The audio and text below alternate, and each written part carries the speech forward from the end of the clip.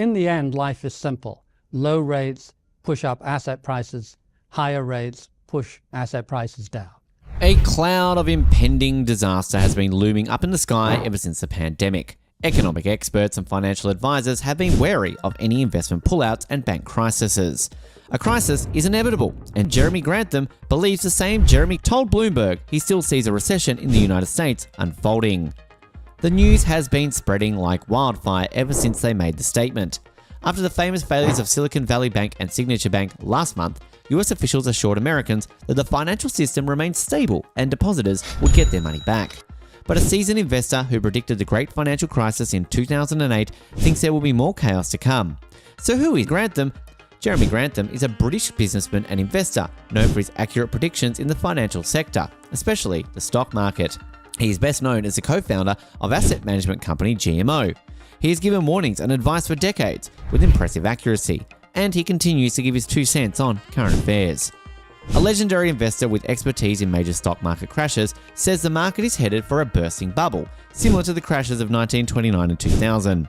Jeremy Grantham made a name for himself in predicting the 2000 dot-com crash and 2008 financial crisis. Now, he is again warning of a market bubble bursting.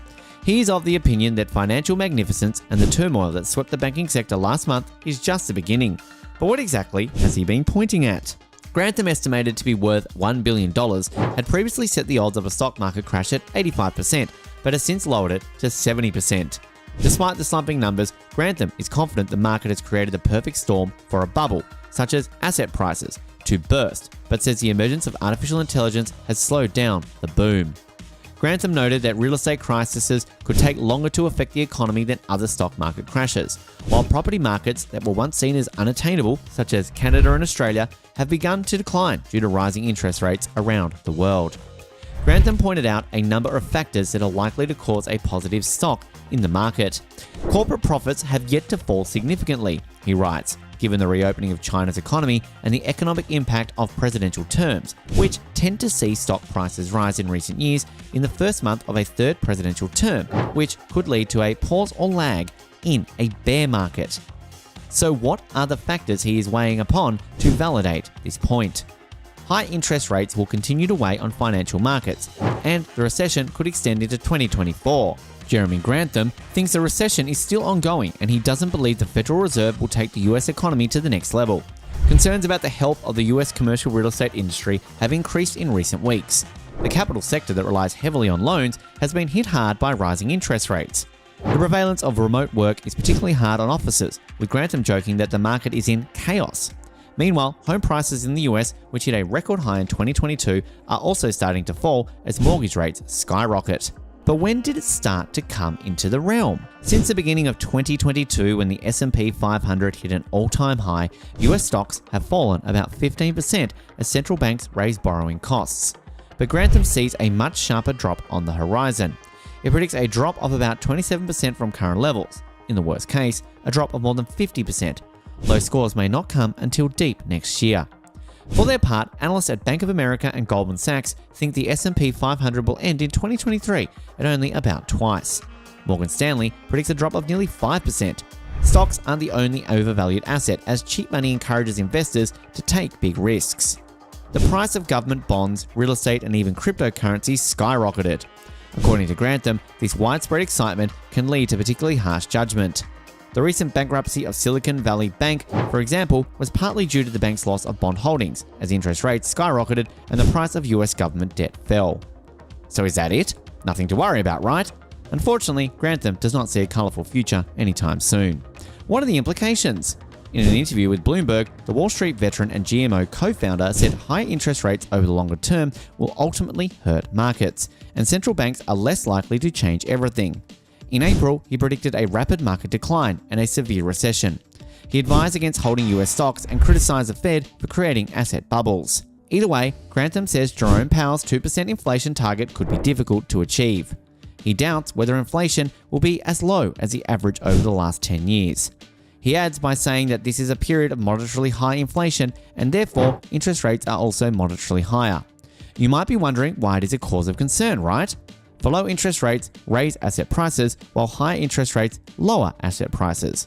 He is of the opinion that we're now in an era where average interest rates will be higher than we've had in the past, and there is no point back. Looking ahead, Grantham sees no return to the previous era of accommodative monetary policy and cheap borrowing costs. He explained that the consequences of a rate hike would start to seep into the nooks and crannies of the market, drag them down, and trigger a recession that could continue deep into the future next year. He said that the stock market decline will also be accomplished by a slowdown.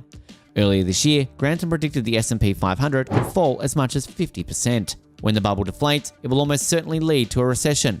He said when the big bubbles burst, they put a lot of stress on the system.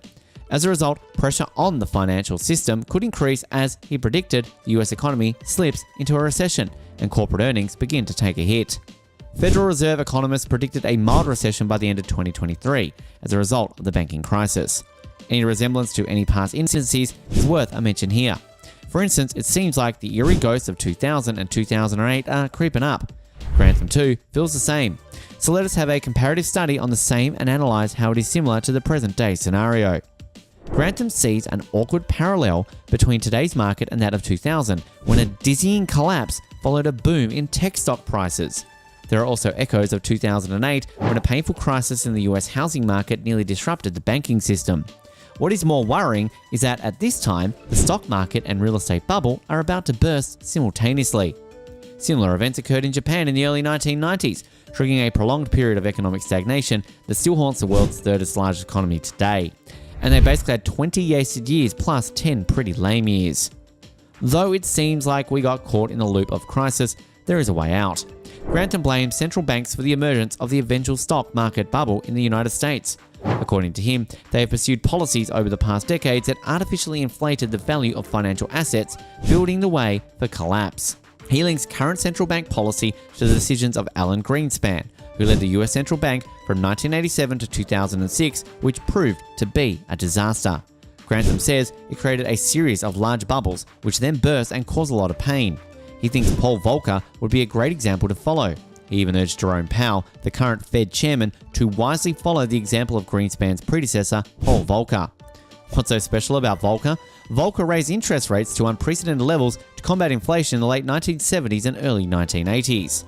He was successful in curbing rising prices, although his policies also led to a flurry of events like recessions. Consumer inflation in the United States fell to 5% in March, the lowest annual rate since May 2021. This has fueled investor speculation that the Fed may soon stop raising borrowing costs. But longer-term trends could support inflation for years to come, Grantham said. For instance, climate change leads to more frequent and intense weather events and natural disasters. This will disrupt raw material supplies and raise food prices. An aging population is also a risk, as a smaller workforce demands higher wages. These are not benign efforts, said Grantham. These things are very clear and important.